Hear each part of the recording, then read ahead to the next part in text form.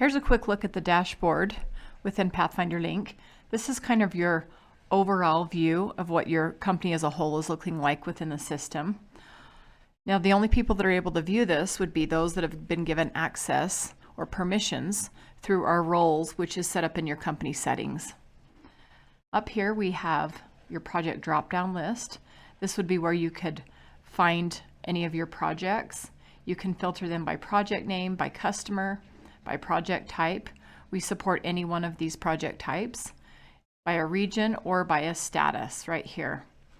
Also, your recently viewed projects would show up right here at the top. This is one place you could add a new project.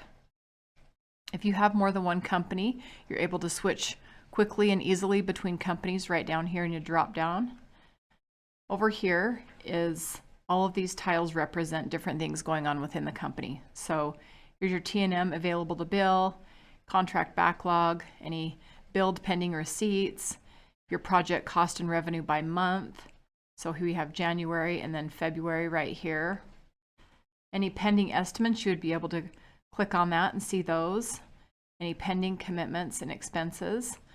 The difference between a commitment and an expense within our system is a commitment is something you'd create a PO for, and an expense would be something like a credit card charge. So you're able to see that right there. Any pending payment applications. Here's your customer and subcontractor change orders. Right down here, you'll notice this is the WIP report. You're able to search this information by project type up here across the top. You also could download an Excel file right here. There's a few other things right here. Here's your annual goals summary tracking. This could be for your project managers. Down here at the bottom of the dashboard, this is what your employees would be able to see. So they would be able to see their last 2 weeks of timesheets, as well as employee daily logs if they are able to access that part of the system. Right here we have, you can put any company contacts, people that they might be able to contact for certain things. This could be someone that would give them assistance with Pathfinder as they learn the system, or any other person that you might want listed right here. Here is the section where they would see any expiring safety documents. This will let them know their expiration date and give them that warning 30 days before their documents are going to expire. Right here is their weekly schedule. They're able to see where they're at, where their shifts are, what time they start. They can look back at previous shifts and also go into the future and look at future shifts. The last thing up here is you're able to create a corporate timesheet directly from the dashboard right here. Looks exactly like a labor timesheet. This would just be for corporate overhead. And you can also create a corporate log right here. It looks exactly like a daily log would look, but just on the corporate level. So that's kind of a brief overview of what the company dashboard looks like.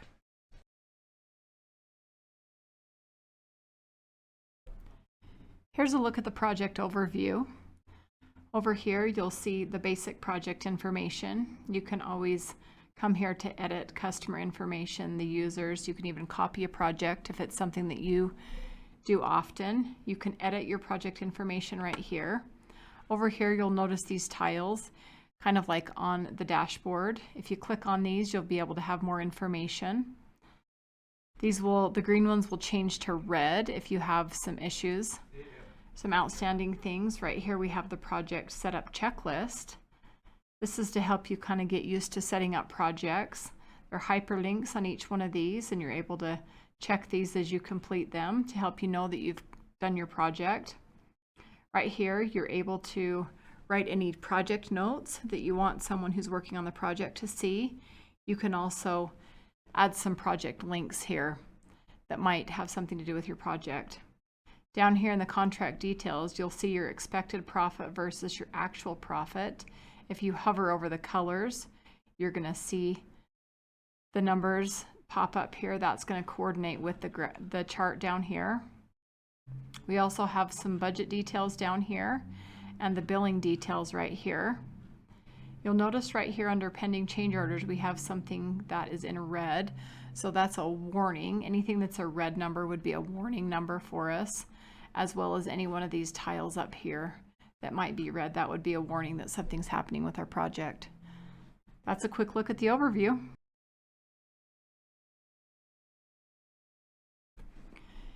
Here's a look at a budget in Pathfinder Link. Over here on the left side under the project, we're going to click on budget.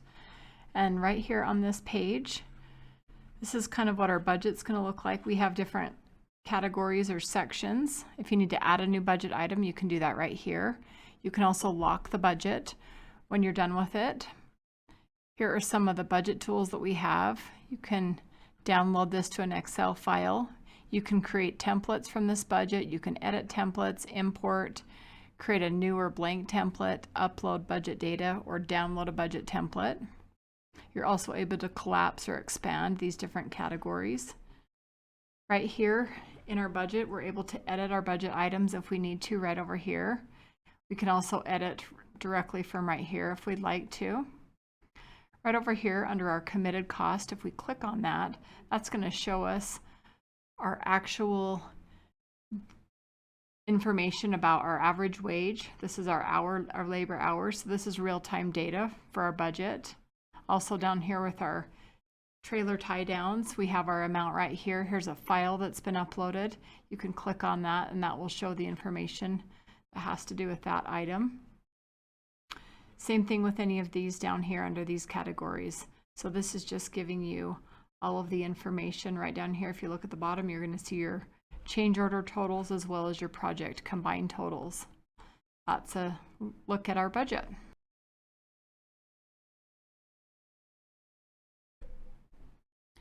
Here's a look at labor timesheets under the project file. If we click on labor timesheets, you're going to see a list of timesheets that have already been created for this project. If we add a timesheet over here, all we need to do is select the date, the budget item. This will tell us how many hours we have remaining within that budget item. If you use cost code, you can select a cost code. You can mark it as overhead. Right here, we are going to select some employees. We're going to give them some time. If you would like to copy the timesheet, what this is going to do is it's going to allow you to add time to a different budget item within the same day for the same employees. So we're just going to give these employees a little bit more time on a different budget item. When we hit save all, this timesheet is going to be saved to our list right here. If you ever need to edit a timesheet, you can always do that. You can also copy a timesheet. Once the original one is created, you just select a new date. You can make sure the budget item is correct, the employees and hours are correct, and then you just hit save. Over here on our budget, we're going to go look and see that our labor timesheets have been added to our budget. So over here under change order number 6, which is where we put that first one, right here, it's telling us that our 2 employees had 8 hours on that budget item. And then right here, we have 2 hours on the second budget item. So that shows that that has already hit our budget and we're good to go. That's a little look at our labor timesheets.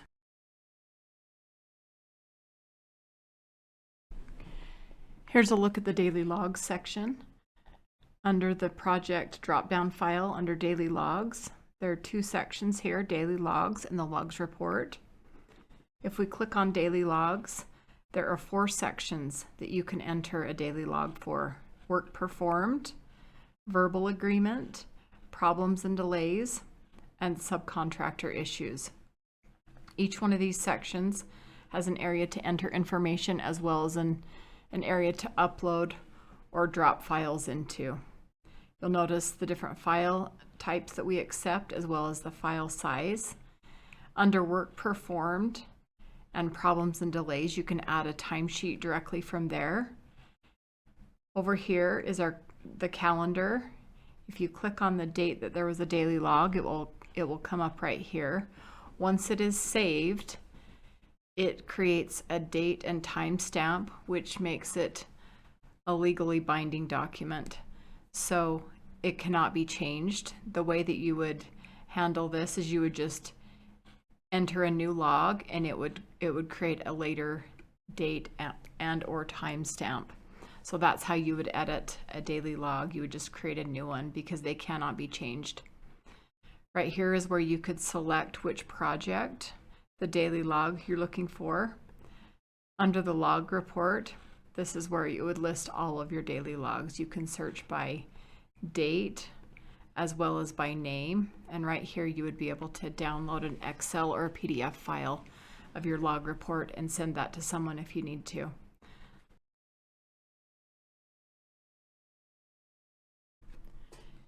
Here's a look at the contract communications within the project file. Under the project, partway down, you'll see contract communications. Under this tab, we have RFIs, submittals, and change orders. These all basically work in a similar fashion. If I click on RFIs, I have customer or subcontractor RFIs. We're going to click on the customer RFI.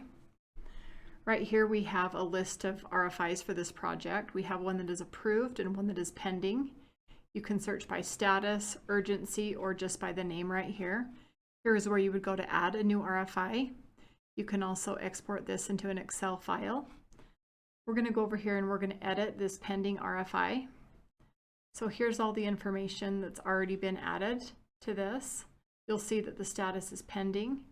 We have a potential cost impact and a schedule impact right here. Once the customer gets this RFI, if they respond to it within their email, everything will be captured right here. So you don't need to go searching for an email from them. It will be captured right here within the system. You can reply to the customer and send them a message. You can also type their reply if it was a verbal reply and click customer response. You can upload anything that you might need to send with that as well. If I hit save and send all, that will save this as well as send it to any person that I put in this email right here. So as many people as you want. We're going to hit save and send. Okay, so we can see that it's been updated, but it's still pending. So right here, I'm going to hit approved and then save it again. Once that has been approved, right over here, you'll notice there's this little wheel and it says convert to change order. So this RFI can be converted to a change order automatically without having to enter all this information back into the system. If I hit convert to change order, it says RFI was converted to a change order, and you'll see that it was linked to an RFI. Here's where you can download a PDF report of this. You'll notice if I go back to the budget right here,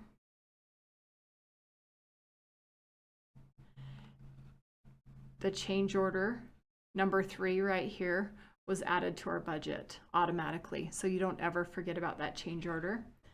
Also, if I look at the schedule of values, change order number 3 was automatically added to my schedule of values, so I don't forget to bill that change order to our customer. So that's kind of how our contract communications with our RFIs, submittals, and change orders work.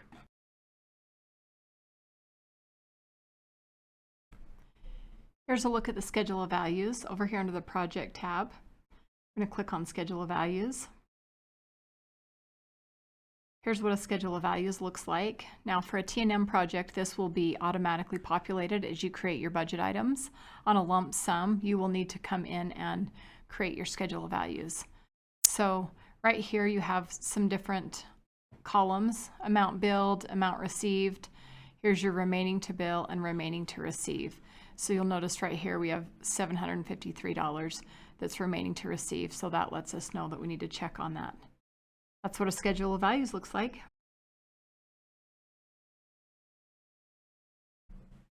Here's a look at the payment applications section. Under your project, you'd click on payment applications. This would be where you would go to create invoices. Here's a list of invoices that have been previously created for this project. If you click on add invoice,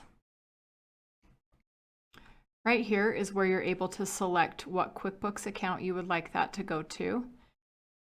You just select the correct one. And then over here, any of these amounts that are remaining to bill, Just click on the bill amount. It will bring you over to this page. Right here, we have our labor items, and I'm just going to click all of those. So all of these amounts will be on the invoice. Hit close, and you'll notice that it went from remaining to bill to our bill amount. Now down here, you can select your payment terms. We'll select due on receipt. We're going to approve this. And you can either have it sync with QuickBooks or uncheck that and it will not sync with QuickBooks. You can add any notes that you would like. You can upload any files if needed. Right here, we're going to hit save. Once this invoice is saved, you'll notice that it says approved. So now we're able to create a PDF invoice. So right here, you can email this to any valid email address. You can change the email subject if you want. You can write a message and then just hit generate and it will automatically generate that. If you choose not to do that and just save it without sending it to someone, what will happen is down here at the bottom of this invoice, the email with the PDF attachment will be shown right there. I'll show you on a different one. If I go back to my payment application list and I edit one of the other ones that have been created, if I go down to the bottom on this one, you'll notice that an email was sent to this person. This was the PDF, so you always have a copy of the PDF and any attachments that you included in that. So that's how our payment applications work.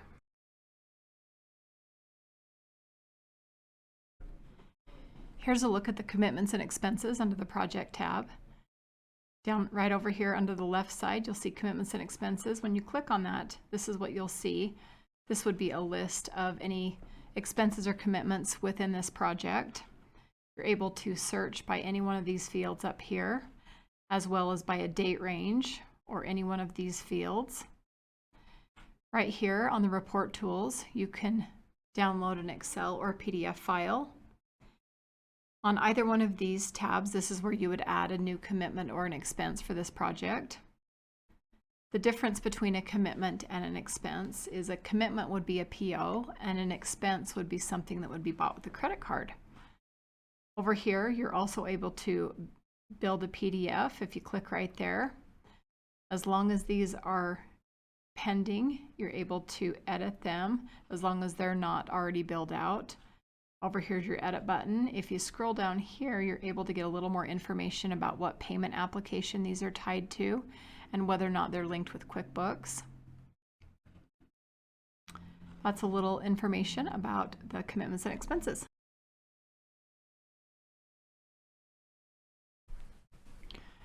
Right here under your project file, there's a section called Employees.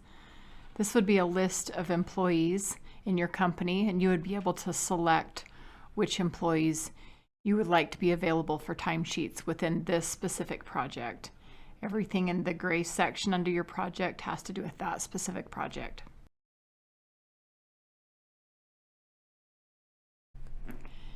Here is what the customer view looks like. Under your project, you click on Customer View.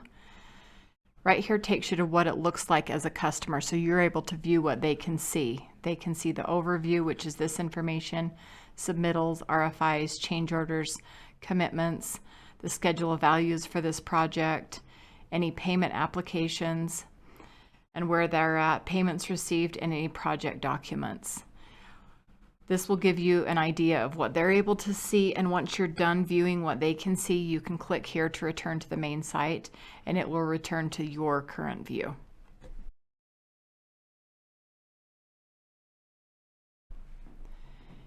Here's a look at the project documents section. Under your project file, down at the very bottom, you'll see documents.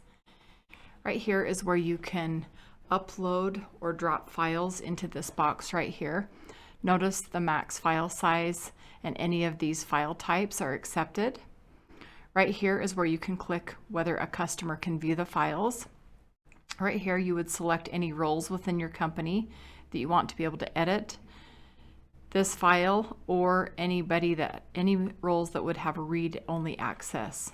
Right here is where you would give a user edit or read-only access for the files. This could be someone like a customer or a guest or a subcontractor, any user that you have given permission to view this project. You can give them access to these files right here. There are other places within the system you can do the same thing. You'll see this box where you can drop or upload files to. That's a little look at the document section within projects.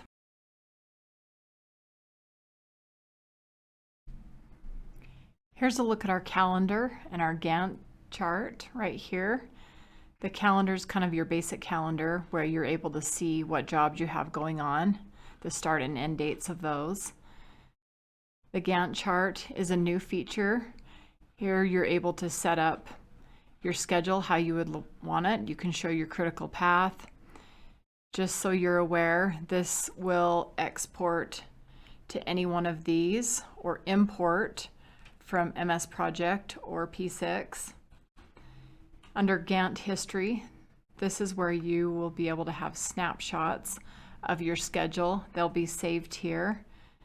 And there's also a history tab to use with your schedule as well. So that's kind of a look at our schedule and our calendar.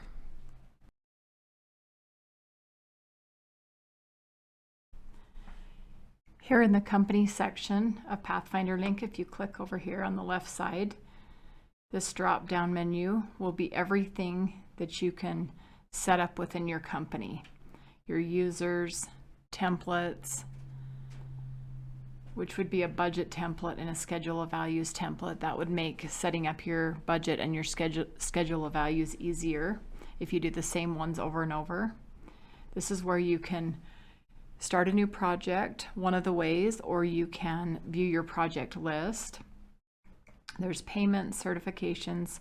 This is where you'd set up your craft rates, your equipment, your divisions, any cost codes that you might use if you do that. Here is a directory which would include your customers, your vendors and subcontractors, and your company contacts. If you use Earned Value, this is a place where you can do that. We have regions if you would like. This is where you would get payroll information. You could export a payroll report. Also here under the company, this is where you would connect with your QuickBooks. So this would tell you that your connection has been made. This is where you would sync customers, vendors, all of these different areas, and set up any default expense accounts or default payment accounts from QuickBooks. Also, under roles, this is where you would set up different user roles. User roles would be people who have access to the system. You can determine which kind of permissions that they have. So it's very specific.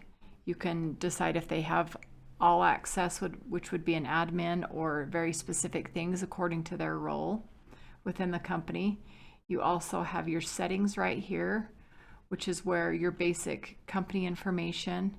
Down here at the bottom, you're able to upload a company logo. This is within the settings. Also, any information about your subscription with Pathfinder would be found here. Here's a place that you can upload company documents, document types, and employee documents. And one of our newest features is custom fields. This is where you would be able to set up different custom fields within these parts of Pathfinder. So that's kind of a look at the company section within the system.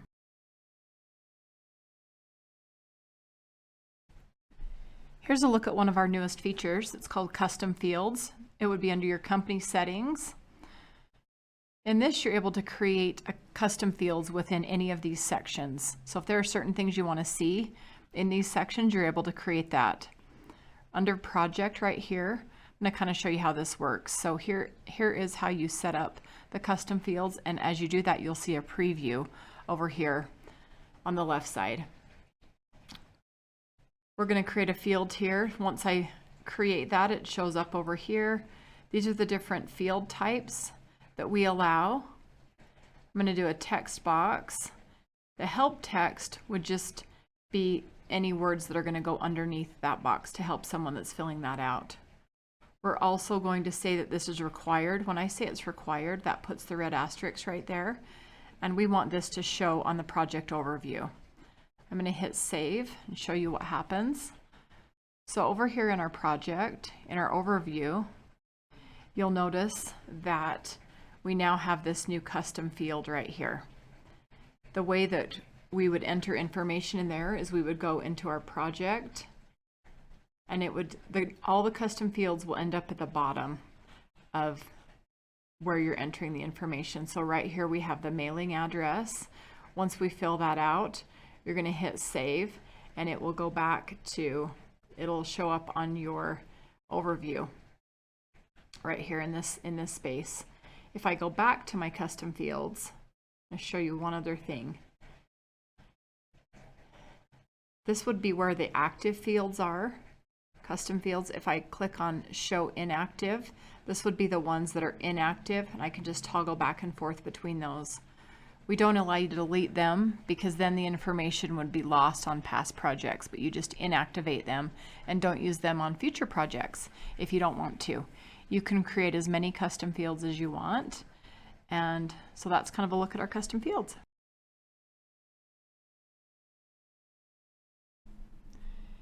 Here's a quick look at company-wide commitments and expenses, as well as personal expenses. Over here under the expenses tab, if you click on commitments and expenses, this is where you would see company-wide commitments and expenses.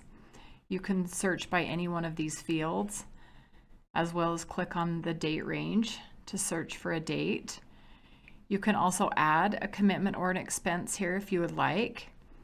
Right over here on the report tools, if you click on that, you can download an Excel or a PDF file. If you click on my expenses, this is where you would add a personal expense.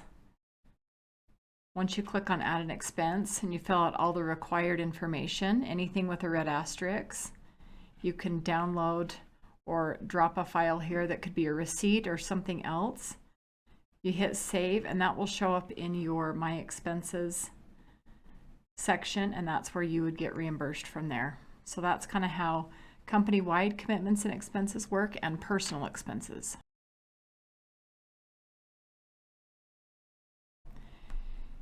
Here's a look at the Manpower Scheduler over here on the left side under Manpower and Employees. First, we're going to go to Shifts. This is where you would create new shifts. So right here, you would just add a shift, fill out all the required information, and save that. Once a shift is created, then you can go into the Manpower section. When the shifts are loaded, right here would be a list of your employees, and all you would do is just drag and drop them. You'll notice as soon as you drag and drop them, it'll turn this green saying that they've been scheduled somewhere. If you try to schedule them somewhere else, it will give you, it'll change the color.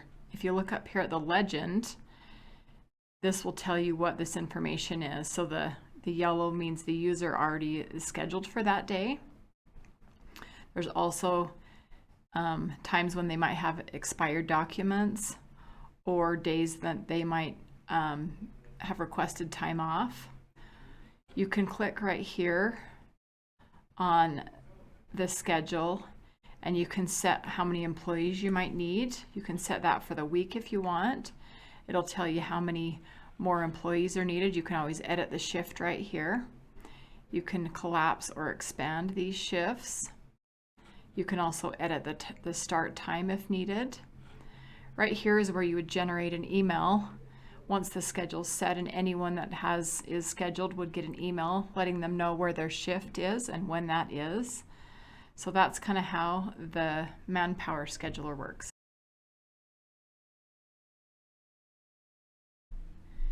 Here's a look at the estimate tracker.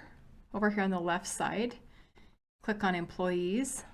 Here's a list of employees. You're able to select which employees can enter estimates within the system. If you click on Overview, here you're able to sort by any one of these fields. I'm going to click on All. That will bring up a list of all of the estimates within the system. Now this is not an estimating software because there's so many different ways to do that, but this has lots of great information to help you track those estimates. If you click on Table View, this is where you will see a list like this. If you click on the waffle, you can deselect the categories that you do not want to see, and then you're able to find the one you want. If you're adding a new estimate, you would add the opportunity right here, filling out all of the information that has a red asterisk and hitting save at the bottom. That will save it within our list right here. If you go back to card view, this is how you can drag and drop different estimates within the system. So you can drag them from column to column. Once they're awarded, if you click on it, you're able to select up here, convert to project.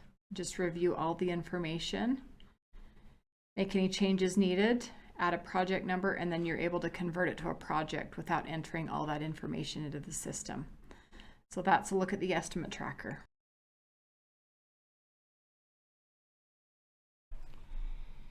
Over here on the left side, you'll notice a reports tab. Here's a list of all of the reports that you're able to view company-wide.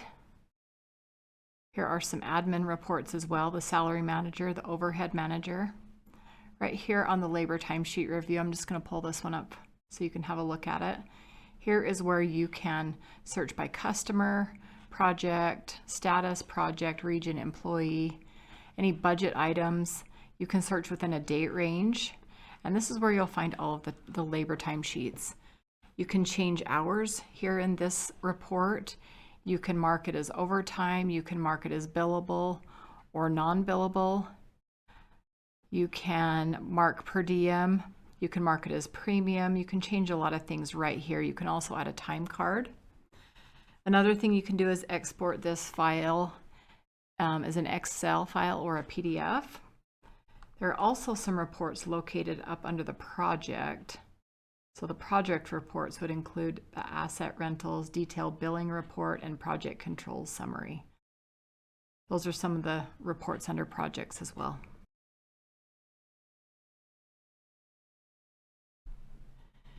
Here's a look at our knowledge base. This is our self-help area within the system. Here are some articles and videos. We have quite a few that we've added so far. We're going to continue to add more. If you see one that has the title including video, then you will know that that includes a video at the bottom. On this adding and copying labor timesheets, this will be step-by-step instructions on how to do that, as well as screenshots to help you along the way. Down here at the very bottom, you'll notice here's a video that walks you through that. If you don't understand the steps here, you can watch the video to help as well. This is one of the first places we encourage our customers to go to get help. If you come back here, you'll notice that there's a search bar. You can search with a word or a term. You can also look up videos or articles under a category. Access to these articles will be determined by role. So depending on what role you have within the system, that is what articles you will be able to view. That's a little look at our knowledge base.